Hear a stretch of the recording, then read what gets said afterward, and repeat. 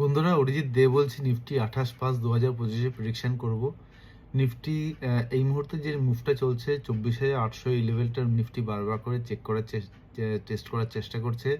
এবং এখানে এর আগের দুবার নিফটি আগের বছর অগস্ট এবং এই আগের বছর ডিসেম্বর, এই দুবার নিফটি দুরকমভাবে এটাকে টেস্ট করেছে।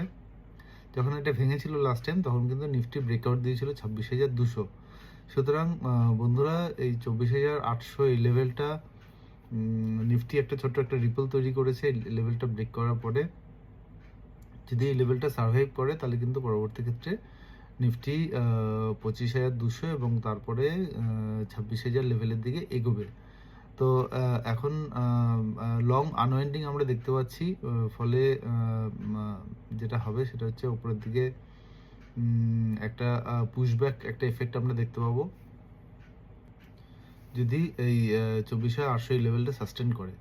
যারা অপশন নিয়ে কাজ করবেন তাদের বলবো যে বুল স্প্রেড অপশন নেবেন, কল অপশন নেবেন বুল স্প্রেড, এবং সাবধানে রান করবেন। কারণ এই সময় যদি 24,800 এই লেভেলটা যদি সাস্টেন না করতে পারে, তাহলে কিন্তু নিফটি তলার দিকে লেভেল দেখার চান্স আছে। ভালো লাগলে লাইক এবং সাবস্ক্রাইব করবেন। ধন্যবাদ।